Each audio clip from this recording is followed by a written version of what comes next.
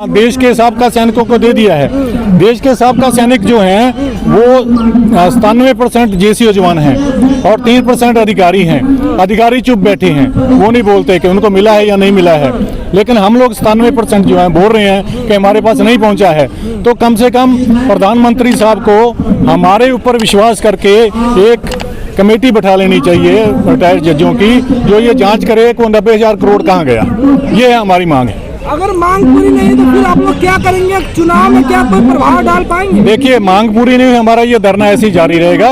हम लोग पीछे भी एक्शन करते आए हैं, आगे भी अभी आपको बताया जैसे 1 जनवरी को हम लोग, अगर ये मांग पूरी नहीं होती है, 3 जजों की जो है वो कमेटी नहीं बैठाते हैं, तो हम लोग 1 जनवरी को पूरे देश की, पूरे इंडिया की आप लोगों को हम लोग बता रहे हैं, हम लोग 11 जगह पर जो रेल ट्रैक्स रोक रहे हैं, दिल्ली जाम कर देंगे, पूरा देश जाम कर देंगे।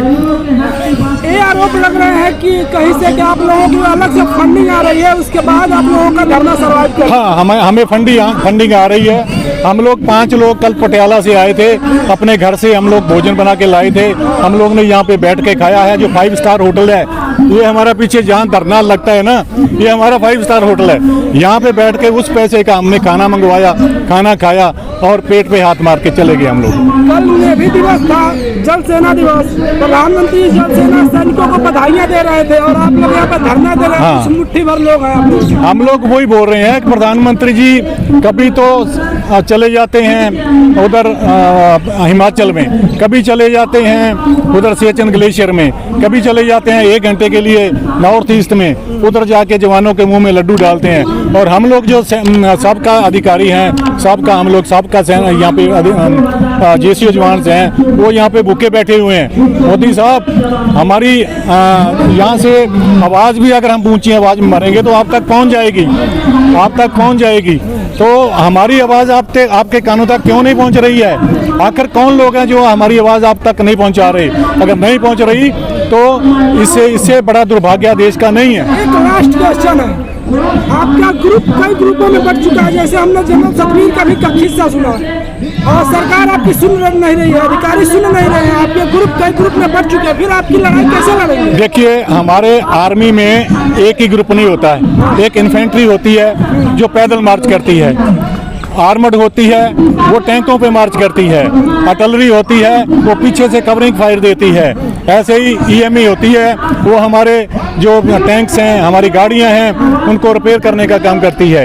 एएमसी होती है जो हमारे फौजी जवान जख्मी हो जाते हैं, जो बीमार हो जाते हैं, उनको संभालने का काम करती है, उनको ट्रीटमेंट देती है। तो ऐसे हम लोग, लेकिन उनका ऑब्जेक्टिव क्या होता है? ऑब्जेक्टिव एक ही होता है। हम लोग अगर कितने भी ग्रुपों में बंटे हुए हैं, उनका ऑब्जेक्टिव जो है, उनका जो क्या बोलते हैं, निशाना जो है वो एक ही है, वो है 1 रैंक 1 पेंशन में हुई जो त्रुटियां हैं उनको दूर करवाना।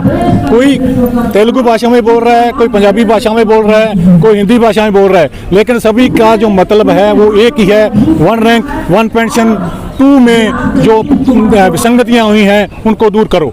लेकिन कुछ लोग बोलते हैं कि इसी में से कुछ लोग सरकार से मिले हुए हैं और इस धरने को तोड़ रहे हैं। देखिए, जो लोग बोल रहे हैं शायद वही होंगे, आखिर जो सच्चा सिपाही है, जो सच्चा जेसीओ जवान है, वो ऐसा काम नहीं करेगा। अच्छा, इस बार डिटेन को लेकर के क्या बोलेंगे? जिस तरह से सरकार आप लोगों को डिटेन कर लेती है, कभी इधर बंद करके उधर बंद करके धरने को खत्म कर देती है, आपके प्रदर्शन को खत्म कर देती है, उस पर क्या बोलेंगे? सरकार का काम है और प्रशासन का काम है, उनका ड्यूटी है कि लॉ एंड ऑर्डर को मेंटेन रखना।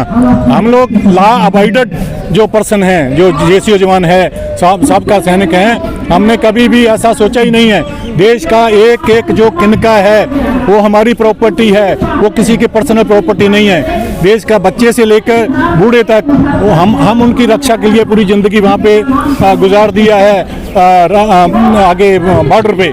तो हम लोग उनकी अगर रक्षा करने के लिए पूरी ज़िंदगी गुजार दी है, तो अभी भी उनको कोई आँच नहीं आने देंगे। वो जो प्रशासन है अपना काम कर रहा है, हम लोग अपना काम कर रहे हैं। अच्छा, लास्ट में आप क्या इफेक्ट डाल पाएंगे अगर आपकी बात नहीं सुनी गई 24 इलेक्शन तक, तो फिर क्या करेंगे? देखो, बच्चा तो रो ही सकता है। बच्चा जब उसको भूख लगती है वो तो रो ही सकता है, ये माँ का काम है उसको संभालना, उसको दूध कैसे देना है, खाना पानी कैसे देना है। हम लोग वैसे अपनी मांग लेके यहाँ पे जंतर मंतर पे और हर जगह हम लोग एक्शन करते रहेंगे और सरकार के कान को खोलते रहेंगे, ऐसे जन्म भर बैठे रहे। ऐसे बैठे रहेंगे।